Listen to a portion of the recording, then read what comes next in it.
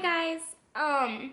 So today I am discussing the article or the chapter of the book that we read by Paul Copan, and it's coming from the book Is God a Moral Monster? And this chapter just brings light into the discussion on the Canaanite genocide. So I'm just gonna jump right in.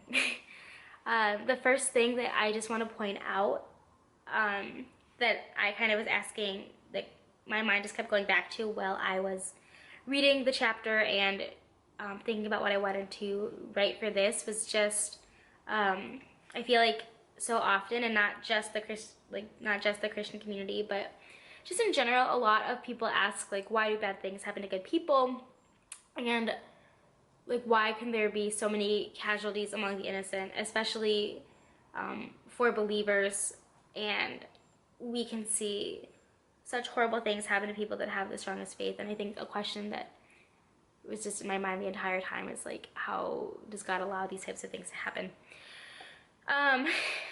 So something that I feel like Copan brings into play while writing this is that question, and ultimately he's basically saying that in the sense of any battle, just that these things happen. And at first I was kind of like, this is kind of harsh just to say that, but and I was unsure where he was going with his view on the topic, but I think it became pretty clear after my initial confusion.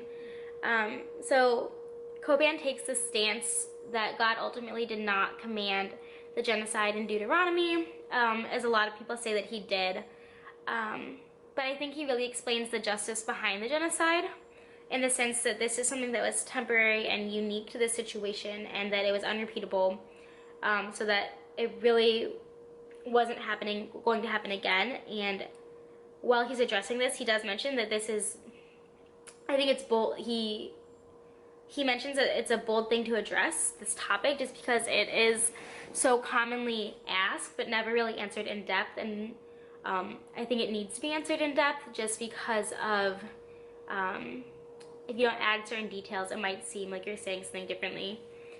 But a big thing that he talks about is the exaggerated language, or the hyperbolic language, and just that what some people think happened, it might not have been that, because it doesn't necessarily align with what happens after that story. And just did they really kill all of the Canaanites, or was it just some people? Some people think that it was exaggerated because of the reference of those people again later on in the chapter. So that was something that he does touch on a lot. And going along with that, he mentions like a difference between driving them out of the land and taking that land versus killing all of them to take the land. So that is just another use of that exaggerated language. But another thing he mentions a lot is that God is a just God, and I think this situation makes that very clear, because going back to that initial thought that I had when I was reading it, and like that why bad things happen to great people and good people, he likes to make it clear that these people were they just weren't the best people. They were doing unforgivable things, and things that would have been seen as dirty and awful and horrible. And he mentions that sin has ripened, and so that is when judgment falls, and that would be the time for them to take the land. And that there were a lot of indicators that God was on their side, because he believes that this was a public display, that God was on the side of the people of Israel, which can be difficult to comprehend, as if somebody's misfortune and death could be a sign that God is on their side. But again, he does mention that this is something that he believes the Canaanites knew was going to happen, because he is such a just God and a just judge, and the Canaanites knew, but they had not repented. They knew who God was, and they knew all the things that God had said that he would do, and they still didn't repent.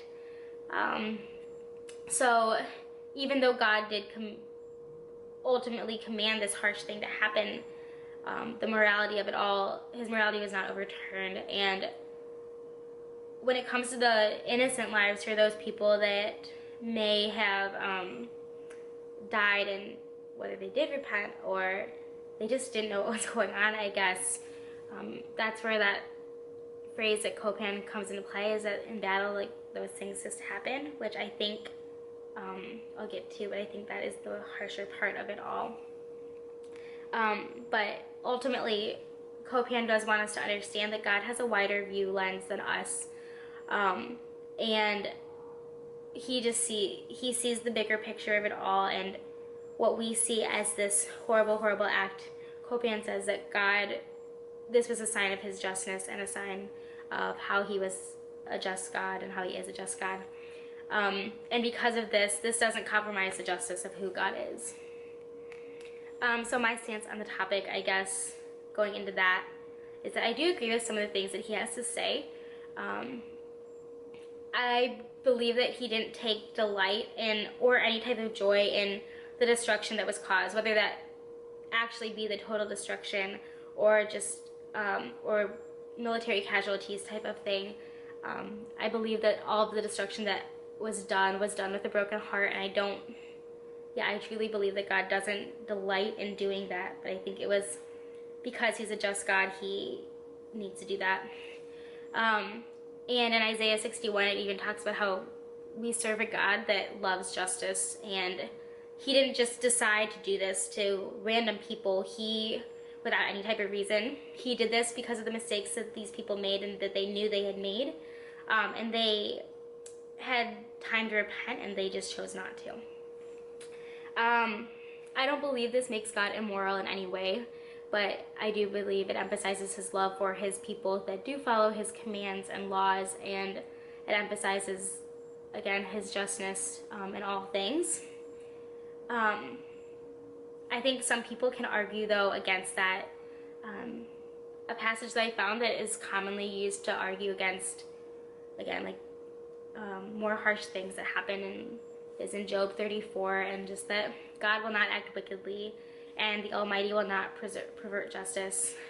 I think there are many factors in what happened, and we, like Copan said, we need to look at some things in a wider lens, and in different lenses. So even in apologetics, looking at things with a wider lens besides our own will benefit us, and I think we can learn from that. And I think when in discussion with other people who might have different views than us, that is a key thing, to look at things from their perspective. But ultimately, God has a wider lens than us, and I think he sees things as the larger picture, and that doesn't compromise who he is in any way, shape, or form.